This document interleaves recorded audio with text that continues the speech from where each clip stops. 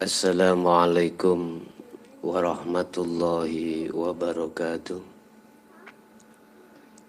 Hamdan syakirin hamdan na'imin. Asyhadu an la ilaha illallah wa asyhadu anna Muhammadan abduhu wa rasuluh. Allahumma salli wa sallim wa barik alaih wa ala alihi wa ashabi ajma'in, amma ba'du. Bapak Ibu hadirin jamaah rahimakumullah. Alhamdulillah dalam kesempatan siang hari ini tepat tanggal 30 kita masih diperkenankan Allah bertemu dan bermuajah. Mudah-mudahan apa yang nantinya materi kami sampaikan bisa menambah satu kemanfaatan pada diri Anda. Bapak Ibu hadirin, materi yang akan kami sampaikan ini penuh dengan kontroversi. Manakala kita tidak memahami apa maksud yang akan kami sampaikan. Melihat judulnya saja, banyak di antara kita, khususnya umat Islam, kontroversi. Apa materi yang kami sampaikan passwordnya adalah setan tidak salah. Ini kita lihat dari sisi mana. Kalau setan itu tidak salah. Ada beberapa ayat yang perlu kami sampaikan. Pertama, wala tattabi'u khutuwati syaitan innahu lakum aduwwum mubin. Janganlah kau ikuti langkah-langkah ajak nafsu atau setan, sebab setan itu musuhmu yang paling nyata.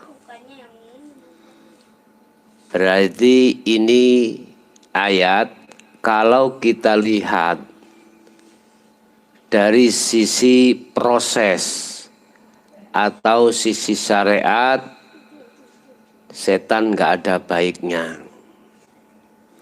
Betul, itu nggak salah. Tetapi ketika saat Allah dawuh berfirman kepada Adam dan Hawa, wa idz qulna, tatkalane Allah iku dawuh terhadap malaikat, lil malaikati maring piro-piro malaikat, usjudu padha sujuda sira kabeh li Adama maring Nabi Adam. Iki malaikat patuh terhadap perintah Allah yang berupa sujud terhadap Adam semata-mata karena takzim terhadap perintah Allah si malaikat. Illa iblis aba wastakbar wa kana minal kafirin. Kecuali iblis tidak mau bersujud dikarenakan dalam diri iblis ada sifat takabur. Ada sifat takabur dalam hatinya. Wakana minal kafirin, dan setan, iblis itu termasuk golongan orang-orang kafir. Bapak Ibu, Adam wakulna ya Adamun anta wa zaujukal jannata wa kula minha raghadan haitsu syi'tuma wala taqrabu hadhihi syajarah fala takuna minadz zalimin. Wahai Adam, kata Allah, berdomisililah kau dengan Hawa di surga ini sesukamu. Ya. Apa yang kau inginkan di dalam situ pasti ada. Istilah wong Jawa, Pak, sembarang keturutan. Nah.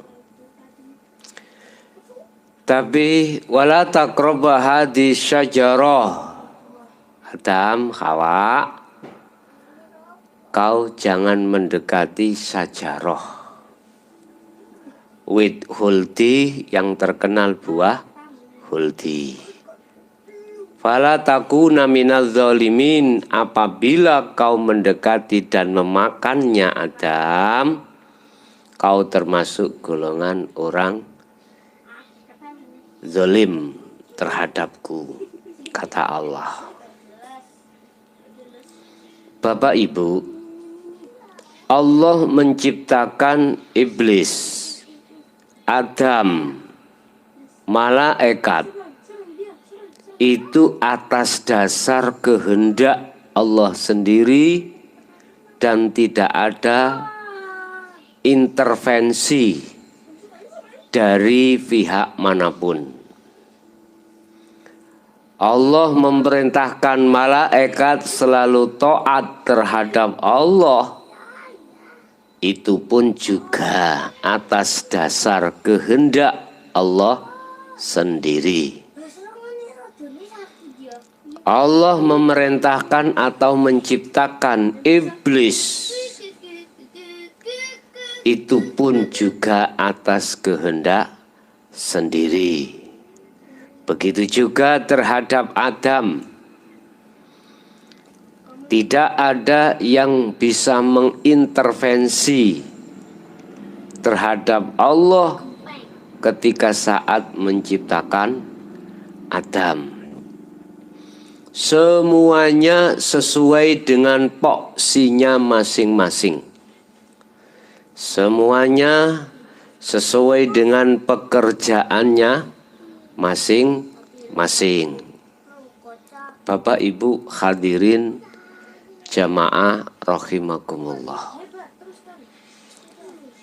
Satu sisi Allah melarang si Adam, Hawa untuk mendekat bahkan memakan buah huldi. Sisi lain Allah juga mengizini si iblis untuk menggoda Adam. Udah, kalem-kalem, ojo kesusu salah faham. Lagi dari sisi mana? Ngoten lho ya. Terhadap diri kita, Allah meletakkan sifat basariyah terhadap diri kita dan juga sifat basiroh, ya, bahwasanya nafsu yang ada diri kita sebagai manusia itu semuanya atas dasar kehendak dan perintah Allah. Allah meletakkan nafsu terhadap diri kita, itu semuanya juga kehendaknya. Allah juga memberikan warning terhadap kita untuk tidak mendekat, untuk supaya tidak mengikuti langkah-langkah nafsu. Itu juga kehendak Allah. Bapak Ibu hadirin rahimakumullah. Kalau melihat dari sisi proses ataupun syariat Jelas nafsu atau iblis itu salah. Kita mengatakan salah atas dasar bahwasanya sifat daripada nafsu atau iblis semuanya itu mengarahkan hatimu untuk melalaikan Allah, alias melarang hatimu untuk menyembah kepadanya. Ringkas kata, sampai sejarah kapanpun namanya iblis atau setan atau nafsu tidak terhadap satu jiwa manakala ada indikasi kembali kepada Allah Subhanahu wa Ta'ala. Berbagai pola cara propaganda, berbagai cara ya apa sekiranya manusia terbuai dengan apa yang dia tampilkan terhadap duniawiyah ini. Itu namanya konspirasi daripada hawa nafsu. Bapak Ibu hadirin jamaah rahimakumullah. Tatkala kita berhenti di posisi sudut pandang syariat atau proses, maka sampai kapanpun tetap kita akan mengatakan bahwasanya iblis itu salah. Nasib iblis itu sakno, digawe salah-salah netok. Iya ya. Sampai kapan ini berakhir? Bapak Ibu hadirin rahimakumullah. Bila iblis itu tidak salah, dari sudut manakah kita mengatakan iblis itu tidak salah? Bapak Ibu hadirin rahimakumullah. Tadi sudah saya katakan, semua makhluk itu ada porsinya masing-masing, tugasnya masing-masing. Baik iblis maupun malaikat itu porsinya masing-masing. Lihat dari sisi iblisnya atau dari sisi kehendak Allah. Coba kita urai dari satu kalimat. Satu sisi Allah melarang terhadap Adam untuk mendekat buah khuldi. Mengaku izin terhadap iblis untuk menggoda Adam supaya Adam tergelincir dengan propaganda daripada iblis itu sendiri. Sebab walaupun kelihatannya iblis itu menyesatkan, mempengaruhi terhadap diri Adam, tetapi perlu diingat, apakah tanpa izin dari Allah iblis bisa melakukan dengan sendiri? Yang menjawab adalah hati Anda sendiri. Nafsu begitu juga. Apakah bisa nafsu menggoda hati kita lewat kesenangan duniawiyah? Akhirnya hati ini terbuai dengan rayuan tipuan iblis tanpa izin Allah. Semua itu jawabannya ada di hatimu masing-masing. Tatkala hatimu sudah mencapai tingkatan makrifat kepada Allah, sudah sampai suhud terhadap Allah, sudah sampai di maqam musyahadah pada Allah, kau pasti akan tahu jawabannya. Mengapa iblis itu tidak salah? Satu. Nomor dua, kembali pada satu kalimat, apakah bisa iblis melakukan hal itu tanpa rekom dari Allah? Yang menjawab hati Anda masing-masing. Manakala ini kau pandang sudut ini ketika saat hatimu sudah sampai makrifat Allah, bisanya Anda mengikuti 6 huruf. Apa itu 6 huruf? Setuju. Setuju pada Allah tanpa melibatkan siapapun. Bapak Ibu, inilah akan memunculkan satu rahmat. Manakala hatimu sudah mencapai tingkatan makrifat pada Allah. Bapak Ibu, jadi ada 2 sudut pandang ya terkait masalah iblis. Kalau memang dari sudut pandang syariat atau proses, memang itu adalah mungsuh dan harus dijauhi. Harus dijauhi. Dasarnya juga jelas, Qur'annya sudah jelas.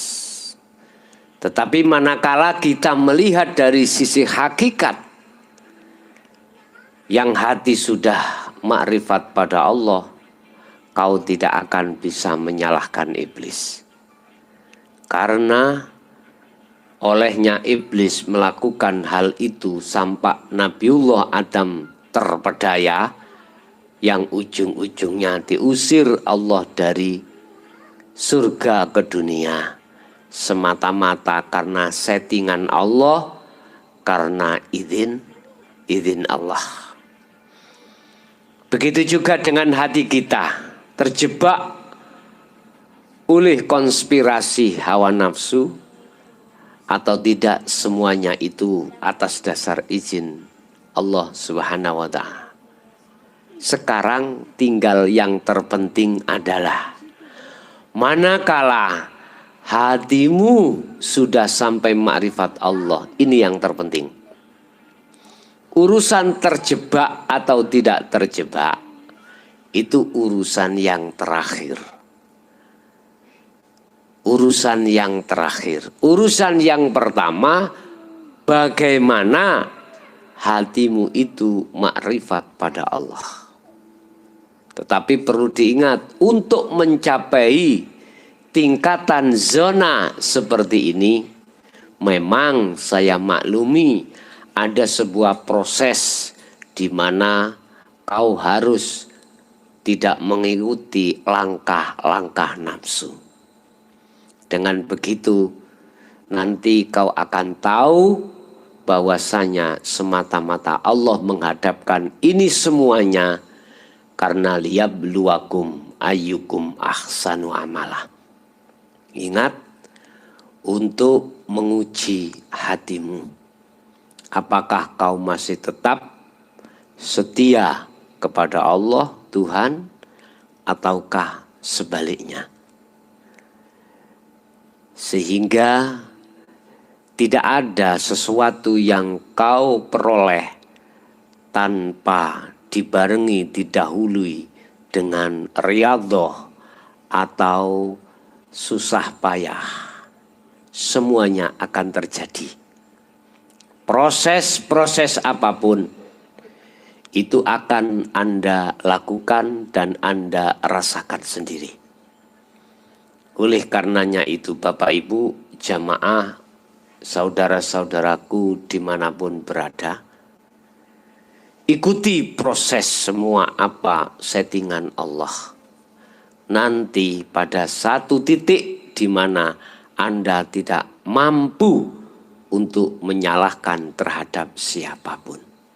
Karena pada hakikatnya yang bisa menghukumi antara itu salah atau benar, antara itu tersesat atau dapat hidayat, semata-mata adalah Allah. Manusia tidak ada hak prerogatif apapun untuk mengatakan bahwasanya si A salah, si B benar. Semuanya bergantung terhadap Allah Subhanahu wa Ta'ala. Memang Bapak Ibu hadirin rahimakumullah, kalau kita masih muter-muter di hukum syariat atau di proses, itu memang ada petak-petak Bapak Ibu. Karena itu warning Allah, karena itu penjelasan Allah.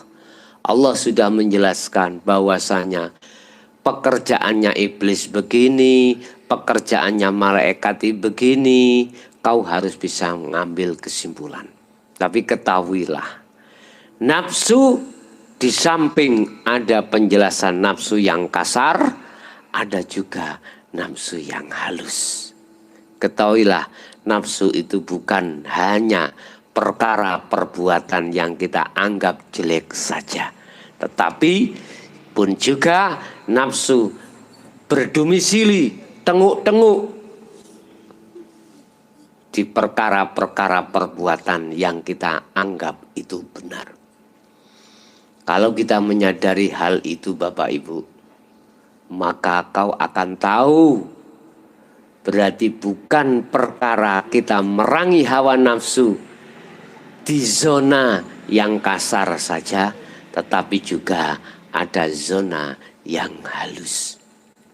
Para pelaku ketauhidan, para pelaku filosof, para pelaku zuhud pada Allah, mereka sudah dibekali, diberikan petunjuk Allah terkait masalah nyelempit-nyelempiti nafsu, halus-halusnya nafsu.